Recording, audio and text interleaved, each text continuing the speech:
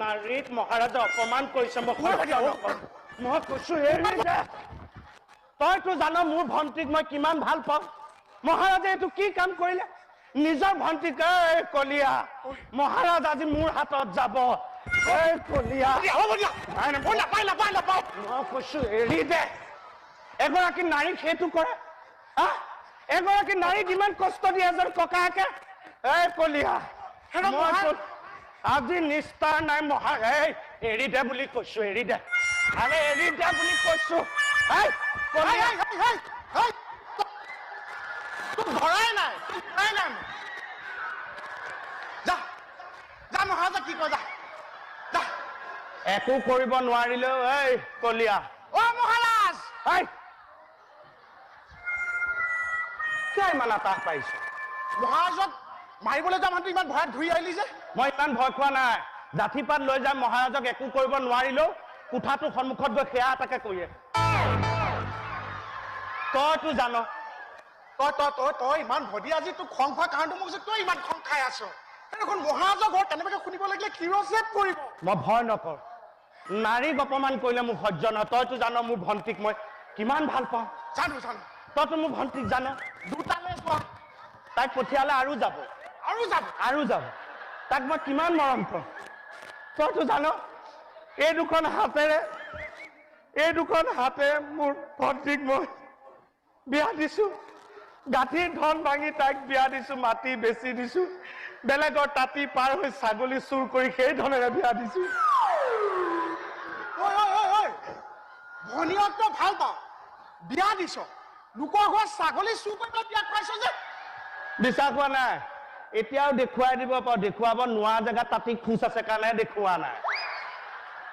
ইমান ভাল পাওঁ মহাৰাজেনো বাৰু ভনীয়েকক এইটো কৰিব লাগে নে বাৰু কচোন মোৰ ভণ্টি পলাই গৈছে আমাৰ ভণ্টিয়ে আকৌ সকলো ল'ৰাহে ভাল পায় তাইতো পলাই গুচি গ'ল মই খবৰটো পাইছো মই বেলেগ চিন্তা একো কৰা নাই মোৰ ভণ্টিকো মই বিচৰা নাই যিটোৱে খবৰ দিছে তাক মই সুধিছো ল'ৰাটো শকত নে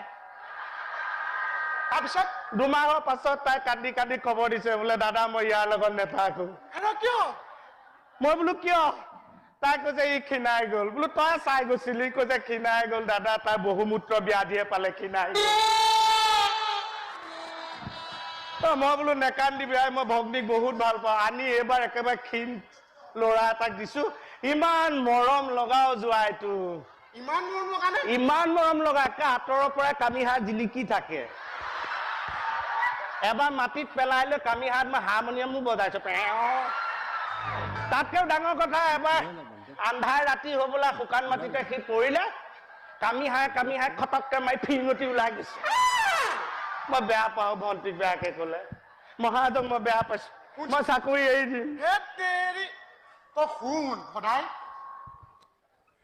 আছে নেকি মহাৰাজক আঁতৰাই ৰাখ মোৰ পৰা আজি যিটো ঘটনা হ'ল কাৰ গাত দুখ মহাৰাজৰ নহয় মহাৰাজৰ কাৰ গাত আমাৰ দৈৱকী বাইদেউ গাত দুখ নিজো এগৰাকী কথা তেনেকে নকবিও কলিয়া নিজো তোক বিয়ালে মহাৰাজে কেতিয়া মাতিছে কোনে মাতিছে মহাৰাজে মাতিছে আমাৰ নঙলা মতে চুচুক চামাকে থকা দেখি মই মাতি আনিলো পত্ৰ এখন দিলে বোলে বিয়ালে যাবা তুমি নগলা বিয়া এখন বন্ধই হব মই বোলো হব তোক কোনে মাতিছে মোৰ নিজে গৈ কইনাই নিমন্ত্ৰণ দিছে আমিতো শুনিছিলো তই বোলে আখৈ দিয়া কথাও আছিল হাত এখন ভাগিল গুণেহে দৈৱকী আই মোৰ ঘৰলৈ গৈ কৈছে কলিয়া তুমি কিন্তু বিয়ালৈ যাব লাগে নিজৰ ভাইক বুলি ভাবে যে 3 দিন আগতে মোক ইমান আনন্দ লাগিব ভাবচোন কিয়নো বেয়া বুলি কৈছ 3 দিন আগতে যিমান সময়ত মাতিলো তাৰ আগতে গৈ মই বিয়া ঘৰত উপস্থিত এই ঘৰত মই বোলো ভাই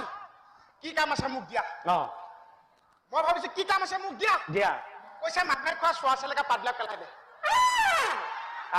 নিজৰ ভাইক বুলি ভাবে যে কাম একে চাই চিতিহে দিছে আৰু এতিয়া কাৰ আগত আছে বুলিহে কওঁ দেই পহৰাটো দি থাকে আমাৰ দৈৱকী আই পেটটো কলা মিঠা বৰণীয়া কেনেকে মিঠা বৰণীয়া হ'ব ইমান ধুনীয়া বগা ছোৱালী পেটটো একে কিচকিচকে কলা হ'বনে এই কিবা বোলে তই অশুভ সংকেতো পাইছিলি এনেকুৱা কিবা এটা অঘটন ঘটিব বুলি এই যে হ'ব মই বিয়াৰ আগতে গম পাওঁ কেনেকে মই সংকেত পাইছো কি সংকেত আমি বোৰে পাইছো নে গৃহস্থত যেতিয়া কিবা অশুভ সংকেত আহে সেই ঘৰৰ জীৱ জন্তুৱে তোক সংকেত দিব ঠিক কথা কৈছে মোৰ যেতিয়া ডাঙৰ দেদা দীপক কাইদেউ ঢুকাইছিল ঢুকুৱা আগদিনা কুকুৰে চোতালত আহি ৰাউচি জুইছে নহয় বোলে দীপক দীপক চুপ চুপ তই কি সংকেত পালি ইয়াত কুকুৰে ৰাউচি যোৱা নাই কি হৈছে আইদেউৰ ঘৰত ছাগলীয়ে সংকেত দিছে কি সংকেত মহাৰাজক সংকেত দিছে তোকো সংকেত দিছে ছাগলীয়ে মোকো দিছে তোকো অইনটো বাদ দে আমাৰ বসুদেৱ ভিন্দকো ইংগিত দিছিল কেনেকে মানে ছাগলী আঁতৰ পৰা চিঞৰি আছে আমি কোনো শুনা নাই নাই শুনা অকল মই লক্ষ্য কৰি আছো মই ব্যস্ত এপাকত ছাগলীজনী এৰাল ছিঙি আহি আমাৰ বসুদেৱ ভিন্দকটো খুচিবলৈ লাগিল আয়ো ক'ত খুচিছে কঁকালত কঁকালত ভাগ্য ভাল আছিল দে ভিন্দ অকণমান তললৈ খোজটো মৰা হলে ৰাতিপুৱা বহিবলৈ দিগদাৰ হলহেঁতেন তাৰপিছত ছাগলীজনী কেনেকে সংকেত দিছে খুব কেনেকে সংকেত দিছে এই যে কাটিবলৈ আনিছিল যে ছাগলী ছাগলী তোৰহে মোৰ নহয় মহাৰাজৰ ঘৰৰ ছাগলী আহি আমাৰ বসুদেৱ ভিন্দক কৈছে ভিন্দ বাইদেউ বেয়া কি কেনেকে কেনেকে ভিন্দ বাইদেউ বেয়া দীপক বাইদেউ বেয়া